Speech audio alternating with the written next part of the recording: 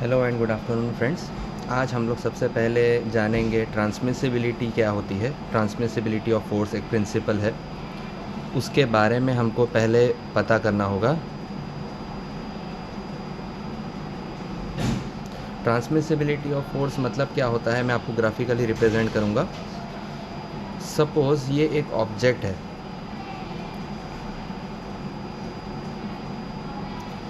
Object पे अगर हमने इसे एक सरफेस पे रखा हो, एक प्लेन सरफेस है समझ लीजिए, और इसको एक फोर्स अप्लाई किया ऑफ अननोन इंटेंसिटी। मैं नहीं जानता हूँ, मैं इसको ABCD कोई भी नाम दे सकता हूँ, लेकिन जनरली फिज़िक्स में आसानी के लिए हम लोग जो है एक पर्टिकुलर अल्फ़ाबेट इसको डिनोट करते हैं। तो फोर्स को हमने नाम दे दिया P या फिर F, ठीक है। P नाम नंबर का या P अमाउंट का एक फ़ोर्स मैं आपके ऑब्जेक्ट को लगा रहा हूँ, जो उस ऑब्जेक्ट को क्या कर रहा है, एरो से पता चल रहा है वो उसको पुश कर रहा है। अगर ये पुश करेगा तो इसका नतीजा क्या निकलेगा, आपका जो ऑब्जेक्ट है वो आगे की तरफ बढ़ेगा। सही बात है, ठीक है। तो ट्रांसमिसिबिलिटी ऑफ अ फोर्स ये बताता है कि किसी भी ऑब्जेक्ट पर आने वाला जो फोर्स है उसका जो भी रिएक्शन होगा, उस रिएक्शन को बिना बदले आप किसी भी लाइन ऑफ एक्शन पे दिखा सकते हो। स्टेटमेंट कहता है the point of application of a force can be moved anywhere along its line of action without changing the external reaction forces on the body।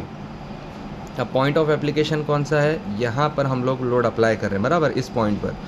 तो अगर मैं एक इमेजिनरी लाइन ड्रॉ करूँ तो वो इमेजिनरी लाइन जिस पे आपका फोर्स एक्ट हो रहा है ना, वो आपके बॉडी से आर पार गुजर के नतीजा क्या दे रहा है, आपकी बॉडी को आगे मूव कर रहा है। तो ट्रांसमिसिबिलिटी ऑफ फोर्स ये बताता है कि अलॉन्ग दिस लाइन, इस लाइन पर मैं फ़ोर्स को कहीं पर भी शो कर सकता हूँ।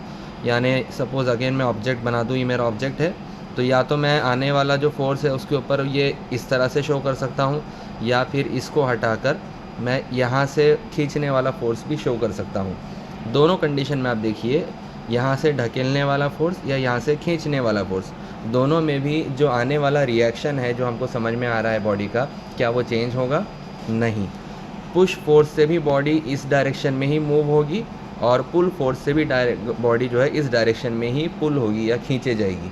सो this is called as transmissibility principle of the force. तो इसके ज़रिए से हमें बहुत सारे काम करना आसान हो जाते हैं। जब हम रिएक्शंस को बैलेंस करते हैं तब हमको ये काम में आता है, लाइन ऑफ एक्शन वाला कॉन्सेप्ट। जब हमको मोमेंट निकालना होता है of any kind of force, उस टाइम पे हमें लाइन ऑफ एक्शन का काफ़ी ज़्यादा इस्तेमाल होता है। तो इस तरह से ट्रांसमिसिबिलिटी प्रिंसिपल हमेशा याद रखना बहुत ज़रूरी है, और ये MSBTE के बोर्ड एग्ज़ाम में भी क्वेश्चन इसके ऊपर आता है। तो हम अगले वीडियो में जो है composition and resolution of forces के बारे में डिस्कस करेंगे। Thank you.